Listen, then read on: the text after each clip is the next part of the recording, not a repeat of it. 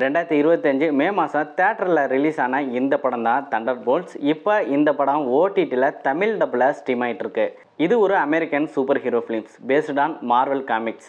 இந்த படம் எப்படி இருக்குது, ஃபேமிலியோட பார்க்கலாமா பார்க்க முடியாதாங்கிற டீட்டெயில்ஸை நான் சொல்கிறேன். வெல்கம் டு விமர்சகன் ஜேமன்ஸ் சேனல். நம்ம சேனலில் movie reviews, web series review, trailer update, cinema news update எல்லாமே நான் போட்டுட்ருக்கேன். மறக்காமல் நம்ம சேனலையும் சப்ஸ்கிரைப் பண்ணுங்க. என்னோட பேர் GM Sudhakar. The film was directed by Jack Schreier, produced by Marvel Studios, distributor Walt Disney Studio Motion Picture. யாரெல்லாம் முக்கியமான கேரக்டர் நடிச்சிருக்காங்கன்னு பார்த்தீங்கன்னா, Florence Sebastians, Wyatt Russell, Olga, David Harbour மற்றும் பலர் இந்த படத்தில் நடிச்சிருக்காங்க. இந்த படத்தோட ஒன்லைன் ஸ்டோரி என்னன்னு பார்த்தீங்கன்னா, வால்டினான்னு ஒரு லேடி, அவங்க செட்ரிக்னு ஒரு சூப்பர் ஹியூமன் ப்ராஜெக்டை பண்ணுவாங்க. இவங்க மேலே கோர்ட்டில் ஒரு குற்றச்சாட்டு இருக்குங்க. ஹியூமனை வச்சு இவங்க இது மாதிரி ப்ராஜெக்ட்லாம் பண்ணுறாங்க, இல்லீகலான விஷயம்லாம் பண்ணுறாங்கன்னு. இவங்களுக்கு எதிராக இது சம்மந்தப்பட்ட ஆதாரம் கிடைச்சிச்சுன்னா இவங்க ஜெயிலுக்கு போயிடுவாங்க. அதனால வால்டினா தனக்கு எதிராக இருக்க ஆதாரத்தை அழிக்க நினைக்கிறாங்க. அவங்க தான் தண்டர் போல்ட்ஸ். ஏன்னா இந்த தண்டர் போல்ட்னு சொல்லக்கூடிய சூப்பர் ஹீரோஸ் வால்டினா கீழே தான் இவங்க வேலை செய்வாங்க. அவங்க என்னென்ன ஒர்க்கு சொல்கிறாங்களோ, என்னென்ன மிஷின் சொல்கிறாங்களோ, காசுக்காக இவங்க எல்லாத்தையுமே செய்வாங்க. ஆனால் ஒருத்தருக்கு ஒருத்தர் தெரியாது. இவங்க எல்லாத்துக்குமே தனித்தனியாக ஃபோன் பண்ணி ஒரு வால்ட்டுக்குள்ளே வர சொல்லி ஒரு மிஷினை முடிக்கணும்னு சொல்லி இவங்களுக்குள்ளேயே அடிச்சுக்கிட்டு சாவர மாதிரியான ஒரு சீனை இவங்க கிரியேட் பண்ணுறாங்க. அதுலேருந்து இவங்க எப்படி தப்பிக்கிறாங்க இந்த படத்தோட ஸ்டோரி. சரி, இந்த படத்தோட பாசிட்டிவ் பாயிண்ட் என்னன்னு பார்த்தீங்கன்னா, ஸ்டண்ட்டும் விசுவல் தாங்க.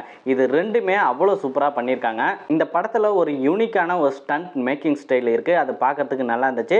அடுத்து கிராஃபிக்ஸ் பார்க்குறதுக்கு அவ்வளோ சூப்பராக இருக்குங்க. ஒரு கட்டடம் இடிஞ்சு விழுகிற மாதிரியான சீன்ஸ்லாம் இருக்குது.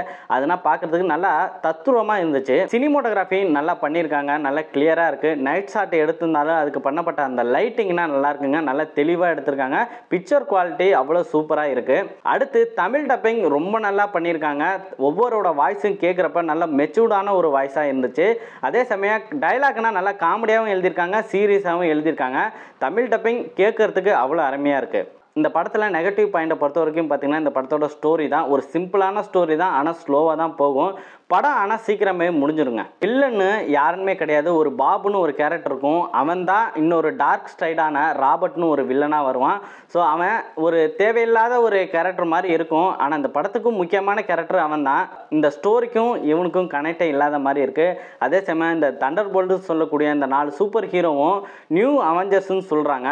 ஆனால் இதுக்கு முன்னாடி அவங்க அவெஞ்சர்ஸை பார்த்துருக்காங்களா இல்லைன்னு தெரியல. ஒவ்வொருத்துக்கும் ஒரு யூனிக்கான ஒரு திறமை இருக்கும். அதே மாதிரி இவங்களுக்கு இருக்குது. அது எந்த அளவுக்கு மக்களை காப்பாற்றக்கூடிய அளவுக்கு இருக்குமா என்னன்னு தெரியல.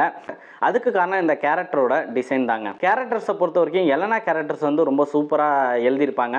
அதே சமயம் அவருக்கு ஃபாதராக நடித்த டேவிட் ஹார்பர் அலெக்சாங்கிற ஒரு கேரக்டரில் நடிச்சிருப்பாரு. அவரும் வேற லெவலில் நடிச்சிருக்காரு. மற்றவங்க எல்லாமே அவங்களுக்கு கொடுக்கப்பட்ட ரோலை ரொம்ப நல்லா அற்புதமாக பண்ணியிருக்காங்க. எலனா கேரக்டர் தான் இந்த தண்டர் போல்ட்டோட தலைவி மாதிரி ப்ரொஜெக்ஷன் பண்ணியிருக்காங்க. இந்த டீமே அவங்க தான் லீட் பண்ணுற மாதிரி காட்டியிருக்காங்க.